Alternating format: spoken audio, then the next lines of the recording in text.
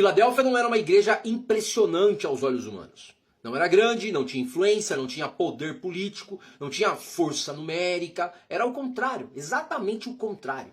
E é aí que entra a lógica do reino de Deus, para virar o seu entendimento totalmente de cabeça para baixo. Nenhuma repreensão para Filadélfia, apenas reconhecimento e promessas. E isso vai nos obrigar a enfrentar uma realidade um tanto quanto desconfortável para nós. Porque Deus não mede a igreja com os mesmos critérios que nós medimos. Este é o 6º vídeo de uma série de 7, onde nós falamos e exploramos as cartas enviadas às 7 igrejas do livro de Apocalipse. E a 6ª igreja, a 6ª mensagem, é para a igreja de Filadélfia. E para entender a mensagem enviada à igreja de Filadélfia, antes nós precisamos entender o contexto da cidade onde a igreja ficava. A cidade de Filadélfia, que não é a cidade de Filadélfia que fica lá nos Estados Unidos, essa Filadélfia, assim como as outras 5 que a gente já viu por aqui, também ficava onde hoje nós conhecemos como Turquia.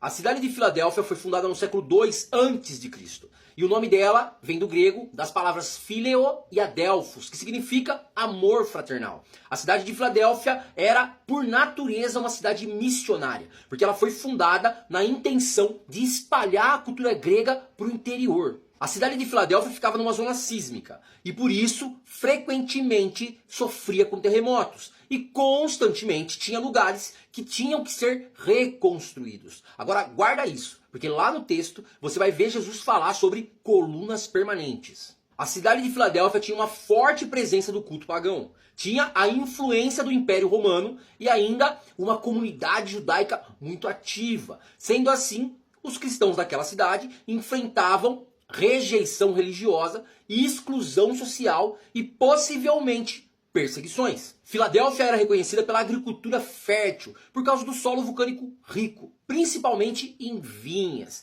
e era uma forte produtora de vinho, e por isso que a religião local estava ligada ao culto do deus Dionísio, o deus do vinho.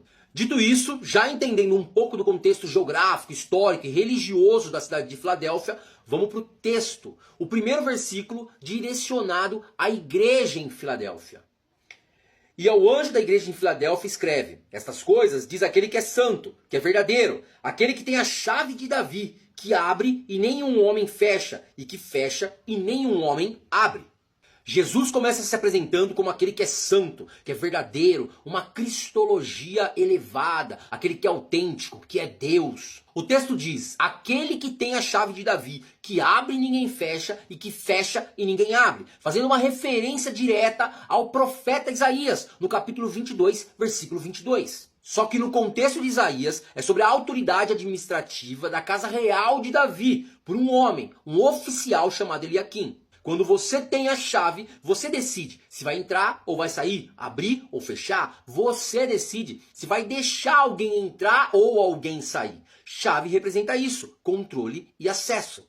Em Apocalipse existe uma diferença poderosa. A chave representa a autoridade absoluta de Jesus. É ele que decide quem ele não deixa entrar e decide quem ele vai deixar entrar. A chave de Davi na mão de Jesus representa a autoridade máxima sobre o reino, o poder de abrir e fechar destinos, o poder de acesso, o controle de acesso à presença do Pai. Esse é Jesus. Ninguém pode impedir aquilo que Cristo decidiu liberar, e isso é soberania. Eu conheço as tuas obras, e eis que tenho posto diante de ti uma porta, e nenhum homem pode fechá-la, porque tens uma pequena força, e tens guardado a minha palavra, e não negaste o meu nome. Olha que glória! Conheço as suas obras, assim como nas outras igrejas, mostrando pra gente que Jesus não vê só as obras externas, mas ele vê toda a intenção e fidelidade do nosso coração. Tenho posto diante de ti uma porta aberta. Ele diz que já colocou essa porta. Ele não fala, vou colocar uma porta diante de ti. Já colocou, já está feito, já está lá. Lembra quando eu falo no começo do texto que a cidade de Filadélfia foi criada num propósito missionário de levar a cultura grega para o interior da Ásia? Quase 300 anos depois, a igreja em Filadélfia também tinha um propósito missionário.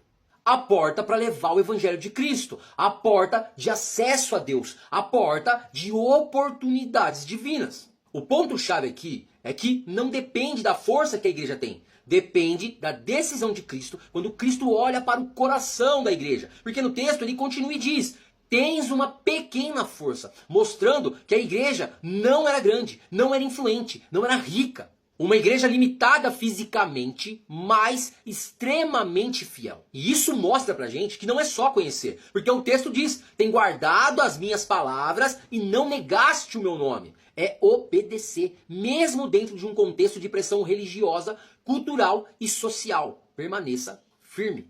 Eis que eu farei aos da sinagoga de Satanás, aos que dizem ser judeus e não são, mas mentem. Eis que eu farei com que venham e adorem diante de teus pés, e saibam que te amo. Assim como lá na igreja de Esmirna, ele usa novamente o termo sinagoga de Satanás, mostrando pra gente, deixando claro que ali também havia uma forte oposição judaica ao cristianismo. E presta atenção que isso não é etnia, isso é oposição espiritual. A esses que se opõem, Jesus diz que eles vão vir e vão adorar aos pés da igreja. Isso não quer dizer que eles vão adorar a igreja, mas quer dizer que eles reconhecerão publicamente a igreja. E olha que forte que é isso. Eles vão reconhecer que aqueles que eles perseguiam são aqueles que na verdade Deus ama. Está escrito, é o texto, e saibam que te amo. Aqui, Jesus Cristo declara explicitamente amor à igreja que é fiel. Porque tu guardaste a palavra da minha perseverança, eu também te guardarei da hora da tentação que virá sobre todo o mundo, para provar os que habitam sobre a terra. Qual é a palavra da minha perseverança que ele fala aqui? Essa é a perseverança ensinada em Cristo. Essa é a perseverança no exemplo de Cristo. Aos que guardam isso, ele guardará no momento da tentação, no momento da provação que virá sobre todo o mundo. Aí você pode entender isso como tribulações futuras globais, como perseguições iminentes no nosso cotidiano, como testes espirituais. Quando ele diz que vai guardar, não necessariamente significa que ele vai tirar, vai remover a prova. A gente já falou sobre isso várias vezes por aqui. Pode ser que ele vá trazer uma proteção dentro da prova, uma perseverança, uma resistência espiritual. Depois no versículo 11 ele vai dizer: eis que em breve eu venho, retém o que tu tens, para que nenhum homem tome a tua coroa.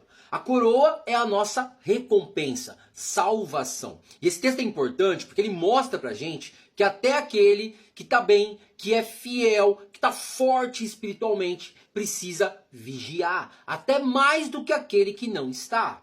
Aquele que vencer, eu o farei uma coluna no templo do meu Deus, e ele não sairá mais de lá. E eu escreverei sobre ele o nome do meu Deus, e o nome da cidade do meu Deus, que é a Nova Jerusalém, que desce do céu do meu Deus, e eu escreverei sobre ele o meu novo nome.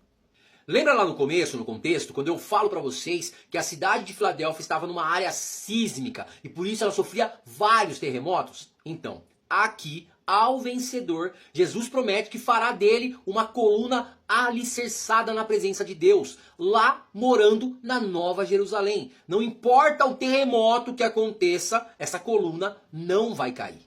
A esses uma promessa que traz estabilidade, permanência e segurança eterna. Você consegue entender sobre o que se trata essa promessa? E para finalizar, no versículo 13, aquele que tem ouvidos, ouça o que o Espírito diz às igrejas. O chamado universal, dizendo é para todas as igrejas, para todos os tempos. Filadélfia ensina algo que confronta muito a nossa ideia moderna de igreja.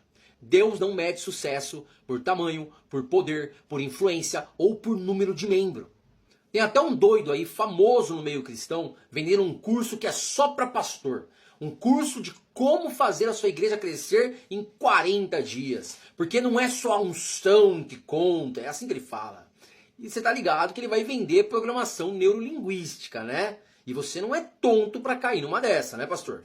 Quando eu acabar essa série, provavelmente eu vou gravar um vídeo falando sobre isso. PNL, Programação Neurolinguística. Que é uma coisa que, lendo a Bíblia, a gente entende que não é para fazer. A igreja de Filadélfia não era grande, não era forte, não era influente, mas era fiel. E pega isso para você. Enquanto o mundo valoriza grandeza, poder, autossuficiência, o que Deus valoriza em você é algo muito diferente. É fidelidade. Eles tinham pouca força, mas eles guardaram a palavra, não negaram o nome de Jesus e permaneceram na fé. E foi exatamente por isso que eles receberam algo grande, que muitos grandes de hoje em dia nunca vão ter: a aprovação de Deus. Vigia, crente, porque Deus não está procurando igrejas fortes, igrejas volumosas. Deus está procurando igrejas fiéis. Ser fiel até a morte e o seu lugar estará garantido com o papai na cidade santa. E que o papai do céu te abençoe sempre.